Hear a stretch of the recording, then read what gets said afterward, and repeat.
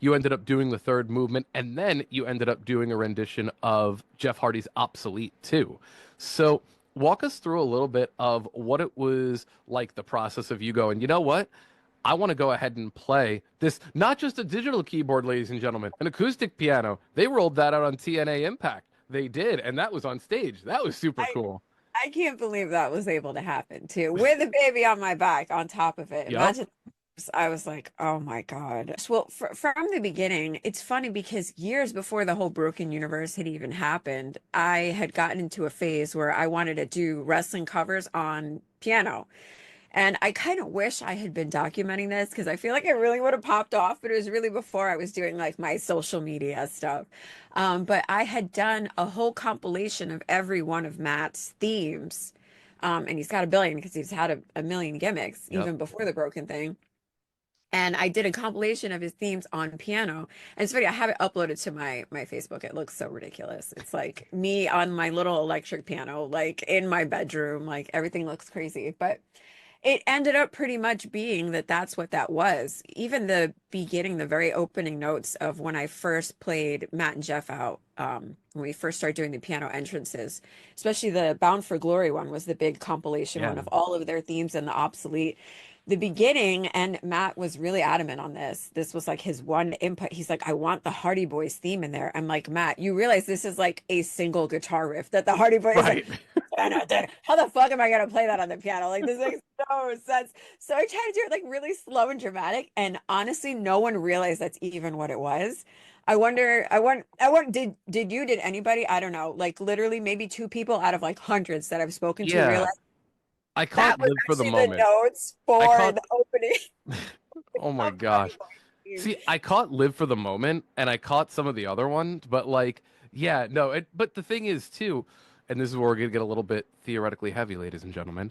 The key that it's in, like the Hardy Boys theme, I'm pretty sure is in, da-na, it's in like D or something like that, right? Like D minor or something like that. And all of a sudden you have this music that's in not that Like key. four So, octaves higher and mega legato. So if people don't, I mean, I know it's there, and it is literally. I mean, once I say it, you'll probably be able to hear it, but like, it is. That is what it is.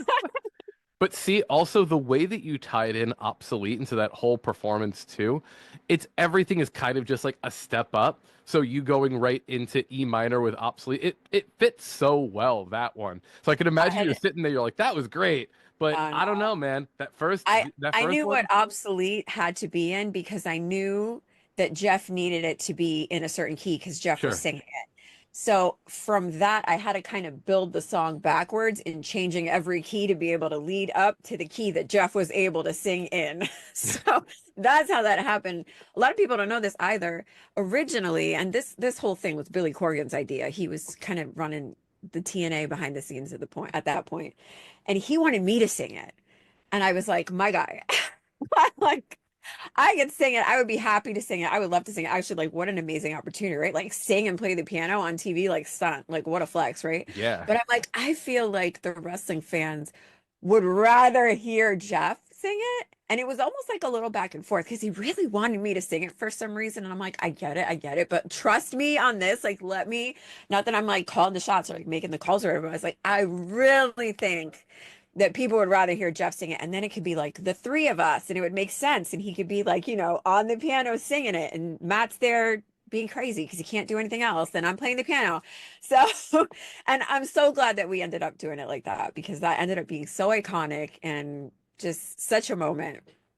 Yeah, it fits so much. And like you're talking about it also not just from the musical side, but from what the people are expecting, from the visuals, from all of that. And like, it would be really cool to have Reby Hardy basically being the show. But in that moment, you had the capability to be like, you know what? It's about the Hardy family. It's about what Yeah. we're doing in the whole universe here. So yeah, that was a great call. That's awesome. Yeah, I'm so glad. And it's funny because I'm a huge like Twilight Zone fan. I've always have been. And my favorite episode, people say Twilight Zone fans that you could tell a lot about a person from what their favorite Twilight Zone episode is. So my favorite Twilight Zone episode has always been, and I have myself on record saying this like 10 years ago, over 10 years ago, the obsolete man. It just speaks to me. It's so, so another thing was at that time, I think Game of Thrones was really popping off, and the season had just aired where they were like shaming the queen through the town, Yep. and they were going, what were they saying? I don't even know. I don't even remember what they were saying. What were they saying? I forget. They were shaming the girl through the town, and they were like, whore, whatever the hell they were saying to her. And that idea was kind of like shaming Jeb, saying obsolete, obsolete, like running him through the crowd, saying obsolete. And he had an original song that he had done, I guess, with his band. Yep.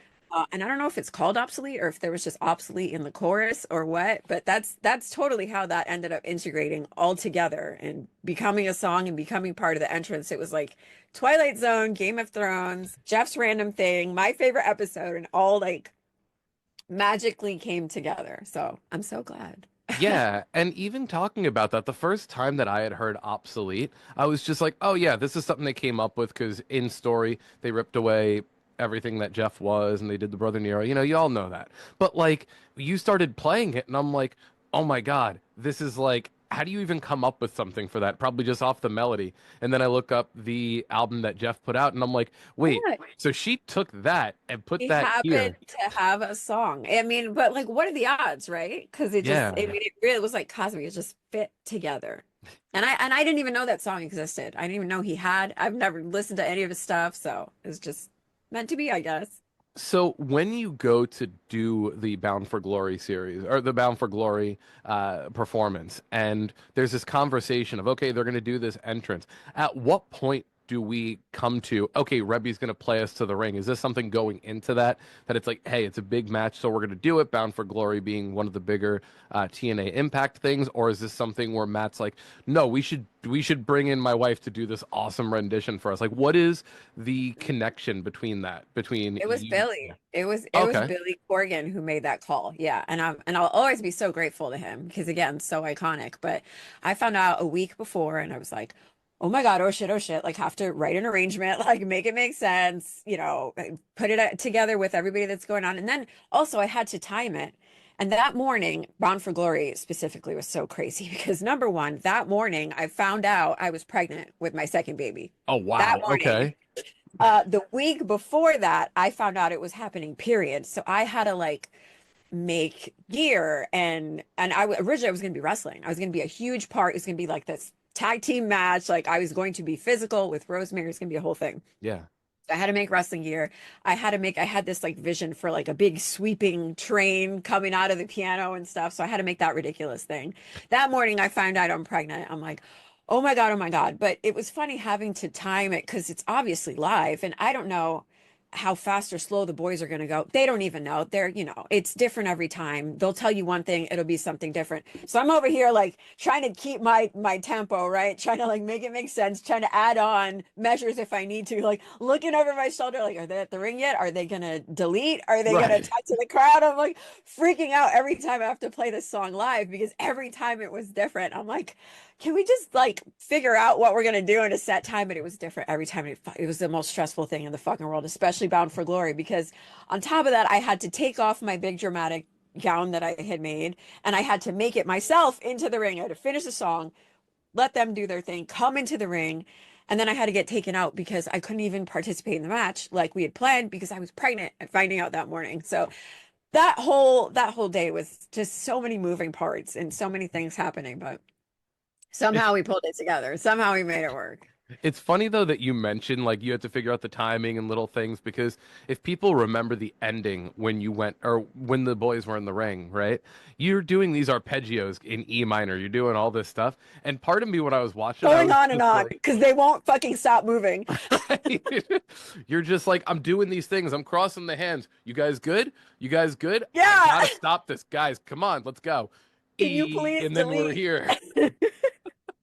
No, because that's the worst. Imagine I hate dead air, right? And especially when you're live, that's like everyone's worst nightmare. So Yeah. imagine just being in the ring and no music, silence, nothing. So I was like, fuck, it's really on me. Like I can't kill the vibe.